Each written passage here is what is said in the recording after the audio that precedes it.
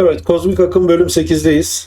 Ses efektleri ekleyeceğiz. Oyunumuz mekanik olarak çalışıyor. Ancak şu anda bayağı bir sessiz. Böyle de bir uzay savaşı olmaz malumunuz. Heyecan vermiyor. Bu bölümde ateş etme, patlama ve hasar seslerini ekleyeceğiz. Godot'un Audio Stream Player nodunu bu şekilde öğrenmiş olacağız. Bölümün sonunda lazeri ateşlerken, düşman patlarken ve bize çarpıldığında sesler duyulacak. Ses dosyalarını projeye ekleme konusunda daha önce AssetZip'ten çıkardığınız dosyaları projeye dahil ettiğiniz için ya da dahil ettiğinizi varsayarak Sounds klasörünün altında bu dosyalar mevcut. Godot OGG formatını doğrudan destekleyen bir oyun editörü ve önerilen ses formatı da budur. MP3 veya WAV dosyaları da destekler ancak OGG hem kalite hem de dosya boyutu açısından en verimlisi diyebilirim. Şimdi ateş etme sesimizi ekleyelim. Player sahnesine ait olacak. Her ateş ettiğimizde bu ses çalacak. Player TSC'ni açık, player düğümü seçili. Add Child Note'la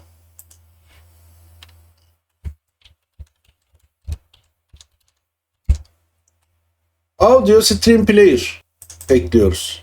Adını da Laser Sound yapıyoruz. Hemen inspektörden Stream bölmesine file sistemdeki Sounds klasörü altındaki Laser OGG dosyasını sürükleyip bırakıyoruz. Sahne yapınız şu şekilde olmalıdır. Şimdi Audio Stream Player düğümüne bir değinelim. Nedir ne değildir? Ses dosyalarını çalan özel bir düğümdür. Play fonksiyonu çağrıldığında sesi bir kez çalar. Pozisyona bağlı değildir. Ekranın neresinde olursa olsun karakterimiz veya düşmanlarımız 3D oyunlarda kamera aynı ses seviyesinde çalar. Yani pozisyona bağlı ses değildir. Pozisyona bağlı bir ses çalmak isterseniz Audio Stream Player 2D'yi kullanmanız gerekir. Ama bizim oyunumuz için Audio Stream Player yeterli. Şimdi hasar sesini ekleyelim. Bize çarpıldığında çıkacak olan ses yine player sahnesinde.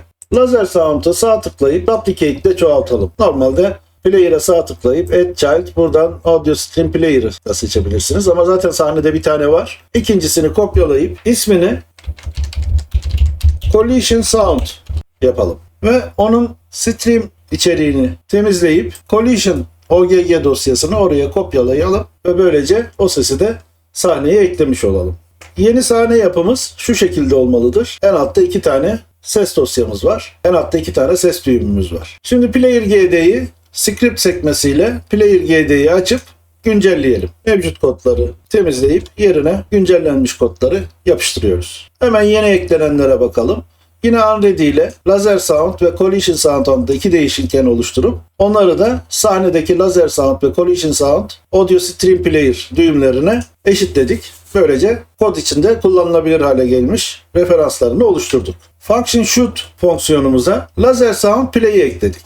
Yani oyuncumuz her ateş ettiğinde Laser Sound olarak tanımladığımız ses çalacak. Unarea Entered'da da Collision Sound Play'i ekledik. Bunda da bizim düşmanla çarpışmamızda bizim aldığımız hasarın sesini çalacak. Bu ses Player TSC'ne ait olduğu için düşman bize çarpsa ve silinse dahi ses çalmaya devam edecek. Çünkü dediğim gibi Player'a ait olan bir ses bu. Dolayısıyla düşmanın silinmesi şu satırla sesin kesilmesine sebep olmaz. Ancak bu ses düşman enemy TSC'nin içinde olsaydı o zaman düşman silinir silinmez ses de kesilirdi, yani devam etmezdi. Şimdi patlama sesini ekleyelim. Enemy TSC'yi açıyoruz. Ona da bir tane Add Child Note'la Audio Stream Player ekleyip ismini Explosion Sound yapıyoruz. Inspektör penceresindeki Stream kısmına Explosion OGG'yi sürükleyip bırakıyoruz. Yeni sahne yapınız şu şekilde olmalı. En altta Explosion Sound adında Audio Stream Player'ımız var. Şimdi NMG'de script dosyamızı güncelleyeceğiz. Hemen şuradan NMG'yi açalım.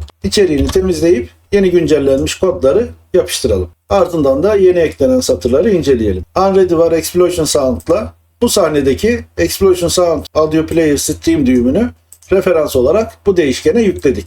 Diğer Player GD'de yaptığımız gibi. Şimdi bunları artık Enemy GD'de yapıyoruz. Bu düşmanla ilgili bir ses. Düşman patladığında çıkacak bir ses. Unarea Entered fonksiyonunda hemen mermiyi ekrandan siliyoruz. Ses çalarken mermi ekranda durmasın diye. Sprite 2'de Visible'ı false yapıyoruz. Böylelikle düşmanın patlama sesi çalarken kendisi de o anda yok oluyor ve gerçekten vurulmuş ve yok edilmiş hissi yaratıyor. Collision Shape 2'de Set Deferred Disable True. Bu satır önemli. Burada çarpışma alanını devre dışı bırakıyoruz. Böylece ses çalarken ikinci bir mermi tekrar Unarea Entered fonksiyonunu tetikleyemiyor. Biz aslında düşmanı vurduk. Düşman patladı ama patlamadan önce biz onun visible özelliğini false yaptık. Sadece görünürlüğünü kapattık. Aslında düşman hala sahnede. Bu esnada başka bir mermi ona çarparsa ikinci bir Unarea Entered sinyali tetikleneceği için onun disabled özelliğini true yapıyoruz. Yani devre dışı bırak diyoruz. Burada bir ters mantık var. Enabled false değil de disabled true. O da böyle kullanmış. Disabled'ı false yaparsanız aktif oluyor. Set Deferred kullanmamızın sebebi ise çarpışma şekillerini fizik işlemi sırasında direkt değiştirmek Godot'da hataya sebep oluyor. Yani biz bu Collision Shape 2D'nin Disabled özelliğini true yaparken Set Deferred'ı kullanarak güvenli bir anda yapmasını sağlıyoruz. Godot o kısmını hallediyor. Sadece uygun zamanı bekliyor. Hemen arkasından Explosion Sound Play ile düşman gemisinin patlama sesini çalıyoruz. Devamında da Explosion Sound Finished komutunu kullanıyoruz. Burada Finished parametresi ses tamamlandığında yayılan bir sinyaldir. Yani bir sesi çalarsınız, o ses çalmayı durdurduğunda yani çalması bittiğinde o sesin Finished sinyali yayınlanır. Onu da biz Connect'le QFree'ye bağlıyoruz. Böylece şurada visible'ını false yapıp görünmez yaptığımız düşman patlama sesi çalması bittikten sonra sahneden siliniyor. Burada Evade kullanabilirdik. Daha önce gördüğümüz uygun anı bekle ve o zaman sahneden sil şeklinde yapabilirdik. Ama bu yöntem, şu kullandığımız yöntem daha güvenlidir. Sinyal bağlantısı kopma etkisi veya riski taşımamaktadır. Şimdi test edelim. F5 ile çalıştıralım projeyi. Gördüğünüz gibi, daha doğrusu duyduğunuz gibi tasarımlık sesimiz geliyor. Düşmanımızın patlama sesi geliyor. Bize çarpınca da şeklinde sesler çıkıyor. Böylece 3 olay içinde projeye ses bağlamış olduk.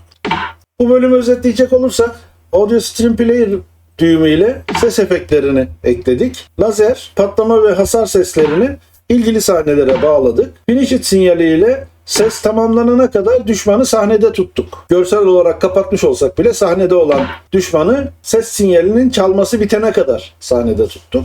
Set Deferred ile çarpışma alanını güvenli şekilde devre dışı bıraktık. Yani bir düşmanı vurduğumuzda onun artık çarpışma alanının olmaması lazım ki sonradan atılan mermi yeniden bir sinyal tetiklemesin. Sonraki bölümde yani bölüm 9'da oyun arayüzünü oluşturacağız. Skor ve can bilgilerini ekranda göstereceğiz. O bölümde görüşmek üzere. Hoşça kalın.